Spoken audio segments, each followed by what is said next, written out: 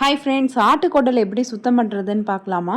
நம்ம ஆட்டுக்குடல்னு கேட்டாலே பெருங்குடல் சிறுகுடல் ரெண்டுமே சேர்ந்து தான் கொடுப்பாங்க. பெருங்குடல் க்ளீன் பண்ணுறது ரொம்ப ஈஸி. சிறுகுடல் எப்படி க்ளீன் பண்ணுறதுன்னு பார்க்கலாம் வாங்க. சிறுகுடல் இந்த மாதிரி தான் டியூபாக இருக்கும். அதில் இந்த மாதிரி நம்ம விரலை விட்டுட்டு அதில் வந்து ஒரு நரம்பு மாதிரி இருக்கும். அதை இந்த மாதிரி நம்ம தனியாக எடுத்துடணும். எடுத்துட்டோம்னா டியூப்பு மாதிரி இந்த குடல் வந்து இந்த மாதிரி நமக்கு ஓப்பன் ஆகிடும். ஃபுல்லாக நம்ம க்ளீன் பண்ணிடலாம். இதே நம்ம குடலை திருப்பி விட்டு க்ளீன் பண்ணுறது வேறு மெத்தடு. அதை விட இது ரொம்ப ஈஸியான மெத்தடு. இந்த மாதிரி விரலை விட்டு நம்ம எடுத்தோம்னா நமக்கு வந்து அந்த டியூப் மாதிரி உள்ளது ஓப்பன் ஆகிடும். அதில் உள்ள நரம்பை மட்டும் நம்ம தனியாக எடுத்துடலாம். ஏன்னா அந்த நரம்பு வந்து அந்தளவுக்கு செரிமானம் ஆகாது.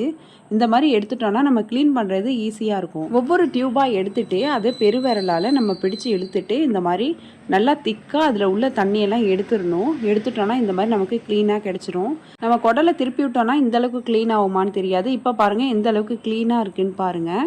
இந்த மாதிரி நம்ம நல்லா க்ளீன் பண்ணதுக்கப்புறமா 2-3 தடவை நல்லா வாஷ் பண்ணிக்கணும். வாஷ் பண்ணதுக்கப்புறமா நம்ம கட் பண்ணி சின்ன சின்ன துண்டாக போட்டுக்கணும். இப்போ இன்னொரு தடவை நான் செஞ்சு காமிக்கிறேன் பாருங்கள். இந்த மாதிரி பெருவிரலை விட்டுறணும். விட்டு இந்த மாதிரி இழுக்கணும் குடலை. சிறுகுடலை இழுத்துட்டு இந்த நரம்பை வந்து நம்ம தனியாக எடுத்துடணும்.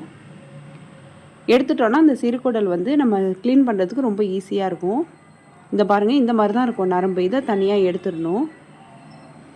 எடுத்துகிட்டு இதை நல்லா வாஷ் பண்ணிக்கலாம். இதே மாதிரியே நம்ம எல்லா சிறுகுடலையுமே இதே மாதிரியே நம்ம க்ளீன் பண்ணி எடுத்துக்கலாம். க்ளீன் பண்ணி தனியாக ஒரு பாத்திரத்தில் போட்டுட்டு நல்லா அலசி எடுத்துக்கலாம். 2-3 வாட்டி நல்லா அலசிடணும். நம்ம ஃபுல்லாக க்ளீன் பண்ணதுக்கப்புறமா உப்பும் மஞ்சத்தூளும் போட்டு நல்லா வாஷ் பண்ணிவிட்டு அதுக்கப்புறம் தான் குக் பண்ணணும். இதுக்கப்புறமா நம்ம விரலில் 2 சுற்று சுற்றிட்டு நம்ம கட் பண்ணிக்கலாம். அப்போ தான் ஒரே அளவாகவே வரும். ஏன்னா நமக்கு வலுவலுன்னு இருக்கிறதுனால அதை சரியாக நம்மளால் கட் பண்ண முடியாது. இந்த மாதிரி விரலில் சுற்றிட்டு நம்ம கட் பண்ணிக்கலாம். நீங்கள் சிசர்லேயே கட் பண்ணிக்கலாம்.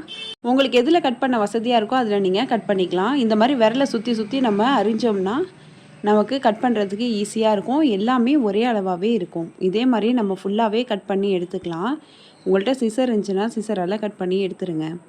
எடுத்ததுக்கப்புறம் நமக்கு இந்த மாதிரி தான் இருக்கும். இதுக்கப்புறம் இதையும் நம்ம நல்லா அலசிக்கணும். 2-3 தடவை நல்லா அலசிக்கணும். இப்போ நான் பெருங்குடலும் க்ளீன் பண்ணி வச்சுருக்கேன். இது டர்க்கி டவல் மாதிரி இருக்கும். வெந்நீரில் போட்டு எடுத்துகிட்டு மேலே உள்ள அந்த டர்க்கி டவலில் இருக்கோம்ல அந்த மாதிரி தேங்காய் பூ மாதிரி இருக்கும். அதை வந்து நம்ம கத்தியால் சுரண்டி விட்டோம்னா வந்துடும். நல்லா பளிச்சுன்னு வந்துடும்.